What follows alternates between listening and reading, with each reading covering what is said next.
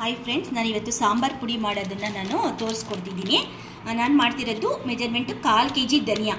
1/4 kg ಧನಿಯದು ನೋಡಿ, ಈ ಥರ 1/4 kg ಧನಿಯಾ, ಸಣ್ಣ ಧನಿಯಾ ತೊಗೊಂಡಿದ್ದೀನಿ. ಮಣ್ಣು ಕಟ್ಟಿದ ಮೆಣಸಿನ್ಕಾಯಿ ನೋಡಿ, ಹಾಗೆ ತೂಕ ಮಾಡಿನೇ ತೋರಿಸ್ತಿದ್ದೀನಿ.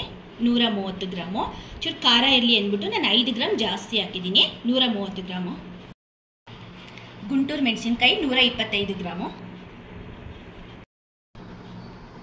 ಬ್ಯಾಡಗೆ ಮೆಣಸಿನ್ಕಾಯಿ 120 ಗ್ರಾಮು. ಸಾಸಿವೆ 25 ಗ್ರಾಮು. ಮೆಣಸು 25 ಗ್ರಾಮು. ಮೆಂತ್ಯ 25 ಗ್ರಾಮು.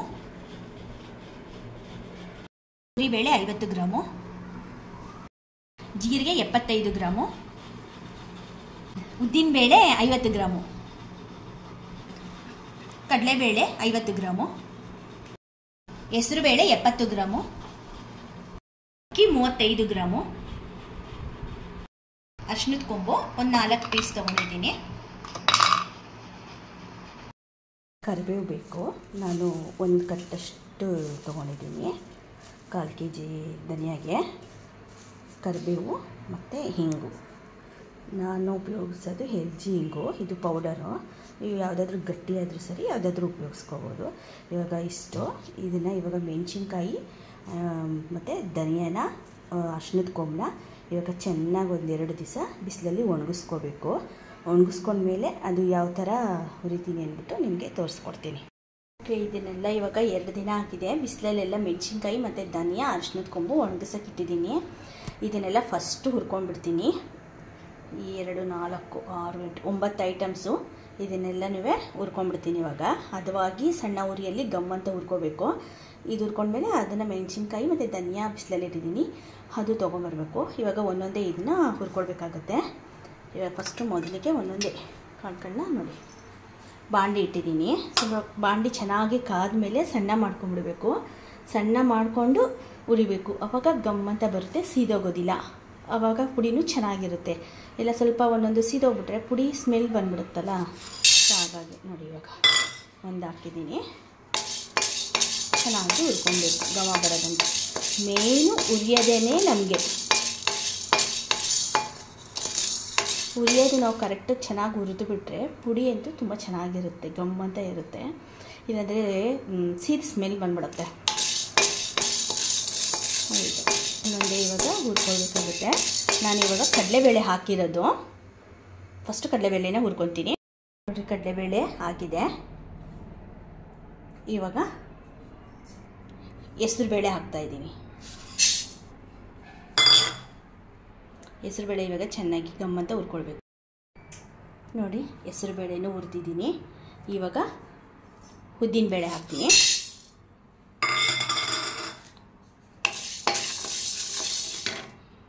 ಉದ್ದಿನಬೇಳೆ ಆಗಿದೆ, ಇಲ್ಲಿ ಹಾಕಿದ್ದೀನಿ. ಇವಾಗ ತೊಗರಿಬೇಳೆ ಹಾಕ್ತಿದ್ದೀನಿ.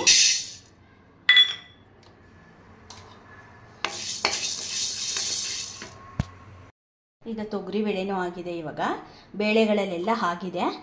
ಇವಾಗ ಜೀರಿಗೆ ಹಾಕ್ಕೊಳ್ತಿದ್ದೀನಿ.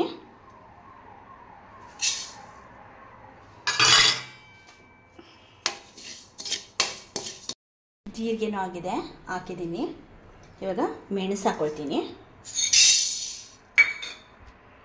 ಮೆಣಸು ಆಗಿದೆ. ಇವಾಗ ಮೆಂತ್ಯ ಹಾಕ್ಕೊಳ್ತೀನಿ. ಮೆಂತ್ಯನೂ ಆಗಿದೆ, ಹಾಕಿದ್ದೀನಿ. ಇವಾಗ ಅಕ್ಕಿ ಹಾಕ್ತಿದ್ದೀನಿ. ಅಕ್ಕಿನೂ ಆಯಿತು. ಈಗ ಸಾಸಿವೆ ಹಾಕ್ಕೊಳ್ತೀನಿ. ಸಾಸಿವೆನೂ ಹಾಕಿದ್ದೀನಿ. ಇವಾಗ ಹಿಂಗೆ ಹಾಕ್ತೀನಿ. ನೀವು ಹಿಂಗು ನಿಮ್ಮ ಇಷ್ಟ ಹಾಕಿದ್ರೆ ಹಾಕ್ಬೋದು, ನಿಮ್ಮ ಇಷ್ಟ. ಅವ್ರಿಗೂ ಸ್ಮೆಲ್ ಇಷ್ಟ ಆಗಲ್ಲ ಅಂತಾರೆ, ನಾನು ಹಾಕ್ತೀನಿ. ಹಿಂಗೆ ಹಾಕಿದ್ರೆ ಟೇಸ್ಟ್ ಚೆನ್ನಾಗಿರುತ್ತೆ. ಹಿಂಗೂ ಅಷ್ಟೇ ಬಿಸಿ ಮಾಡ್ಕೋಬೇಕಾಗುತ್ತೆ. ನೋಡಿ ಈ ಥರ ನೋಡಿ, ಹಿಂಗೂ ಆಯಿತು. ಹಿಂಗು ಹಾಕಿದ್ದೀನಿ. ಈಗ ಒಂದು ಟೇಬಲ್ ಸ್ಪೂನ್ ಇದೆಯಲ್ಲ, 1 ಸ್ಪೂನಷ್ಟು ಕಲ್ಲುಪ್ಪು ಹಾಕಬೇಕು. ಅದನ್ನು ಅಷ್ಟು ಬಿಸಿ ಮಾಡ್ಕೋಬೇಕು. ಬೇಗ ಹುಳು ಬರೋದಿಲ್ಲ ನಿಮಗೆ. ಹುಳು ಮತ್ತು ಬೂಸ್ಟ್ ಎಲ್ಲ ಆಗೋಗ್ಬಿಡುತ್ತಲ್ಲ ಮಳೆಗಾಲದಲ್ಲಿ, ಆ ಥರ ಎಲ್ಲ ಏನು ಪುಡಿ ಆಗೋದಿಲ್ಲ. ಉಪ್ಪು ಅಷ್ಟೇ ಚೆನ್ನಾಗಿ ಹುರಿಬೇಕು. ಹುರಿದುಬಿಟ್ಟು ಕಾಳುಗಳ ಜೊತೆಗೆ ಎಲ್ಲ ಮಾಮೂಲಿ ಮಿಕ್ಸ್ ಮಾಡ್ಕೋಬೇಕು. ಇಂಥ ಧನಿಯಾ ಹಾಕಿದ್ದೀನಿ. 1/4 kg ಅಲ್ವಾ, ಇದು ದೊಡ್ಡ ಬಾಣಲಿ ಒಂದೇ ಸಲ ಹಾಕ್ಬಿಟ್ಟಿದ್ದೀನಿ. ಧನಿಯಾ ಅಂತೂ ಇಂಪಾರ್ಟೆಂಟು, ಸಣ್ಣ ಉರಿಯಲ್ಲೇ ಹುರ್ಕೊಳ್ಬೇಕು. ಈ ಥರ ಹೀಗೆ ಅವಿಗೆ ಎಲ್ಲ ಕಡೆಯೂ ಸ್ಪ್ರೆಡ್ ಆಗುತ್ತೆ. ಧನಿಯಾ ಆಯಿತು. ಇವಾಗ ಕರಿಬೇವು ಹಾಕಿದ್ದೀನಿ.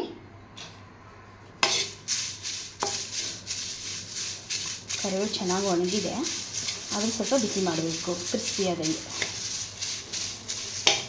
ಇದಾದಮೇಲೆ ಅರಿಶಿನದ ಕೊಂಬು ನೋಡಿ ಈ ಥರ ಹಾಕ್ಬಿಟ್ಟು ಸ್ವಲ್ಪ ಪುಡಿ ಮಾಡ್ಕೊಳ್ತಾ ಇದ್ದೀನಿ. ಪುಡಿ ಮಾಡಿಬಿಟ್ಟು ಬಿಸಿ ಮಾಡಬೇಕು.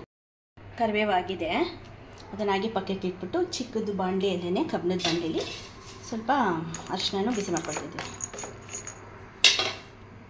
ಇವಾಗ ಮೆಣಸಿನ್ಕಾಯಿ ಈ ಥರ 2ರಲ್ಲಿದೆ ನೋಡಿ. ಇಲ್ಲೊಂದು 3 ಮೆಣಸಿನ್ಕಾಯಿನೂ ನಾನು ಮಿಕ್ಸ್ ಮಾಡಿನೇ ಒಣಗಾಕಿದ್ದೆ ನೋಡಿ. ಈ ಮಣ್ಕಟ್ಟಿದ ಮೆಣಸಿನ್ಕಾಯಿ ತೊಟ್ಟಿದೆಯಲ್ಲ, ನಾನು ಅದನ್ನು ಬಿಡಿಸೋದಿಲ್ಲ, ಹಾಗೆ ಹಾಕ್ತೀನಿ ಟೇಸ್ಟ್ ಬರುತ್ತೆ ಅಂತ. ಇವಾಗ 2 ಇದು ಹುರಿಬೇಕಾಗುತ್ತೆ. ಇವಾಗ ಒಂದ್ಸಲ ಹಾಕಿದ್ದೀನಿ. ತುಂಬ ಒಣಗಿದೆಯಲ್ಲ ಪರವಾಗಿಲ್ಲ, ಸುಮಾರು ಬಿಸಿ ಮಾಡ್ಕೊಂಡ್ರೆ ಸಾಕು. ಇವಾಗ ಇದೂ ಅಷ್ಟೇ ಹುರಿದ್ಬಿಟ್ಟು ಎಲ್ಲ ಮಿಕ್ಸ್ ಮಾಡ್ತೀನಿ. ಮೆಣಸಿನ್ಕಾಯಿ ಆಗಿದೆ, ಹೊರಗಡೆ ಬಿಸಿ ಇತ್ತಲ್ಲ ಪ್ಯಾಸೇಜಲ್ಲಿ ಇಕ್ಕಿದ್ದೀನಿ, ಸ್ವಲ್ಪ ತಣ್ಣಗಾಗಲಿ ಅಂದ್ಬಿಟ್ಟು. ಎಲ್ಲ ತಣ್ಣಗಾದ್ಮೇಲೆ ಎಲ್ಲ ಮಿಕ್ಸ್ ಮಾಡಿಕೊಂಡು ತೊಗೊಂಡೋಗಿ ಬೀಸಿಸ್ಕೊಂಬರ್ತೀನಿ ನೋಡಿ. ಎಲ್ಲ ಮಿಕ್ಸ್ ಮಾಡಿದ್ದೀನಿ. ಮೆಣಸಿನ್ಕಾಯಿನ ಚೆನ್ನಾಗಿ ಕುಟ್ಟಿದೆ, ಪುಡಿ ಆಯಿತು. ಎಲ್ಲ ಒಂದು ಮಿಕ್ಸ್ ಮಾಡಿದ್ದೀನಿ. ಇವಾಗ ಹೋಗಿ ಬೀಸ್ಕೊಂಬರ್ತೀನಿ. ಬೀಸ್ಕೊಂಬಂದಮೇಲೆ ಹಾರಾಕೋದು. ಬೀಸ್ಕೊಂಬಂದಮೇಲೆ ನಿಮಗೆ ತೋರಿಸ್ತೀನಿ. ಇವಾಗ ಹೋಗಿ ಬೀಸ್ಕೊಂಬರ್ತೀನಿ ನೋಡಿ. ಬೀಸ್ಕೊಂಬಂದಿದ್ದೀನಿ. ಇಷ್ಟು ಪುಡಿಯಾಗಿದೆ. ಎಷ್ಟು ಪುಡಿ ಅಂದ್ಬಿಟ್ಟು ಇವಾಗ ಹಾರಾಕ್ತೀನಿ. ಈಗೊಂದು ನ್ಯೂಸ್ ಪೇಪರ್ ಹಾಕಿದ್ದೀನಿ. ತಣ್ಣಗಾದ್ಮೇಲೆ ಜರಡಿ ಹಿಡ್ದಾದ್ಮೇಲೆ ವೆಯ್ಟ್ ನೋಡ್ತೀನಿ, ಪುಡಿ ಎಷ್ಟು ಬಂದಿದೆ ಅಂದ್ಬಿಟ್ಟು ತೋರಿಸ್ತೀನಿ. ಇವಾಗ ಇದರೊಳಗೆ ಹಾರಾಕ್ತೀನಿ. ಈಗ ನೋಡಿ ಈ ಥರ ಹಾರಾಕಿದ್ದೀನಿ. ಫುಲ್ಲು ಆರಬೇಕು, ತುಂಬ ಬಿಸಿ ಇದೆ. ಬಿಸಿ ಇರುವಾಗಲೇ ತಿನ್ನಬೇಡ್ದು, ಗೊತ್ತಿರುತ್ತೆ ಎಲ್ಲರಿಗೂ. ತಣ್ಣಗಾದ್ಮೇಲೆ ಜರಡಿ ಇಡಬೇಕಾಗುತ್ತೆ. ಇದು ಎಷ್ಟು ಬಂದಿದೆ ಅಂತ ನಾನು ತೋರಿಸ್ತೀನಿ. ಇದು ನಮಗೆ ಒಂದು 8 ತಿಂಗಳು ಬರುತ್ತೆ. ನಾವು 3 ಜನ ಇರೋದ್ರಿಂದ 8 ತಿಂಗಳು ಬರುತ್ತೆ. ಸ್ವಲ್ಪ ಖಾರ ಮಾಡಿರ್ತೀನಲ್ಲ, ಅದಕ್ಕೂ 8 ತಿಂಗಳು ಬರುತ್ತೆ. 1 kgದು ನಿಮಗೆ ಬೇಕು ಅಂತ ಹೇಳಿದ್ರೆ ನಾನು ಲಿಂಕಲ್ಲಿ ಕೊಟ್ಟಿರ್ತೀನಿ. 1 kgಗೆ ಎಷ್ಟೆಷ್ಟು ಅಂದ್ಬಿಟ್ಟು, ಆ 1 kg ಸಮ ಪ್ರಮಾಣ ಎಷ್ಟೆಷ್ಟು ಬೇಕು ಧನಿಯಾ ಮೆಣಸಿನ್ಕಾಯಿ ಕಾಳುಗಳು ಎಲ್ಲ ಅಂದ್ಬಿಟ್ಟು ಅದನ್ನು ಕೆಳಗಡೆ ಡಿಸ್ಕ್ರಿಪ್ಷನ್ ಬಾಕ್ಸಲ್ಲಿ ಕೊಟ್ಟಿರ್ತೀನಿ. ಅದನ್ನು ಬೇಕಾದ್ರೆ ನೀವು ಚೆಕ್ ಮಾಡ್ಕೊಳ್ಳಿ. ಇದು ನಾನು 1/4 kg ಧನಿಯಾಗೆ 1 kg ಕೊಡ್ತೀನಿ. ಮತ್ತು ಅದಕ್ಕೆ ಅರ್ಧ kg ಸಾಕು ಅಂದರೆ ನೀವು 1 kg ಅದನ್ನು ಎಲ್ಲ ಅರ್ಧ ಮಾಡ್ಕೊಳ್ಳಿ. ಆ ಥರ ಮಾಡ್ಕೊಳ್ಳಿ. ನಾನು ಅರ್ಧದಿಂದ 1/4 ಭಾಗ ಮಾಡ್ಕೊಂಡು ನಾನು ಹಿಂಗೆ ಮಾಡ್ಕೊಂಡಿದ್ದು. ಯಾಕಂದರೆ ಅರ್ಧನೂ ನಮಗೆ ಜಾಸ್ತಿ ಆಗುತ್ತೆ. ಜಾಸ್ತಿ ದಿವಸ ಇಟ್ಟರೂ ಪುಡಿ ಚೆನ್ನಾಗಿರೋದಿಲ್ಲ ಅಲ್ವಾ, ಟೇಸ್ಟು ಖಾರ ಎಲ್ಲ ಹೋಗ್ಬಿಡುತ್ತೆ. ಅದಕ್ಕೇ ನಾನು ಇಷ್ಟು ಮಾಡ್ಕೊತೀನಿ. ನಮಗೆ ಬರುತ್ತೆ, ಒಂದು 8 ತಿಂಗಳು ಬಂದೇ ಬರುತ್ತೆ. ಆರಿದೆ ನೋಡಿ, ಜರಡಿ ಇಡ್ತಿದ್ದೀನಿ ನೋಡಿ. ಫುಲ್ಲು ಒಂದಿನ ನೈಟೆಲ್ಲ ಬಿಟ್ಟಿದೆ. ಇವಾಗ ಜರಡಿ ಇಡ್ತಾ ಇದ್ದೇನೆ.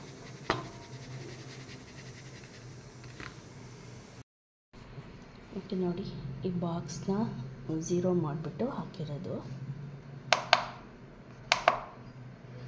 3/4 kg ಬಂದಿದೆ ನನಗೆ ಕರೆಕ್ಟಿಗೆ ನೋಡಿ.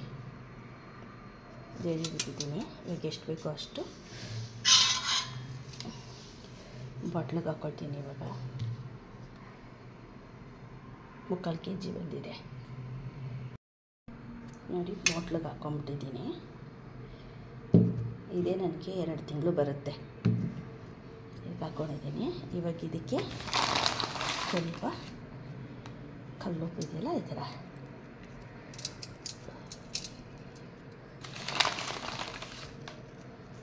ಉದುರಿಸ್ಬಿಟ್ಟು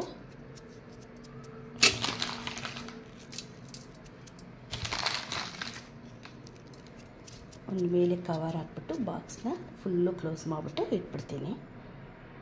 ಇದನ್ನು ಉಪಯೋಗಿಸೋಕ್ಕೆ ಇಟ್ಕೊಳ್ತೀನಿ. ಸಾಂಬಾರು ಪುಡಿ ರೆಡಿಯಾಗಿದೆ.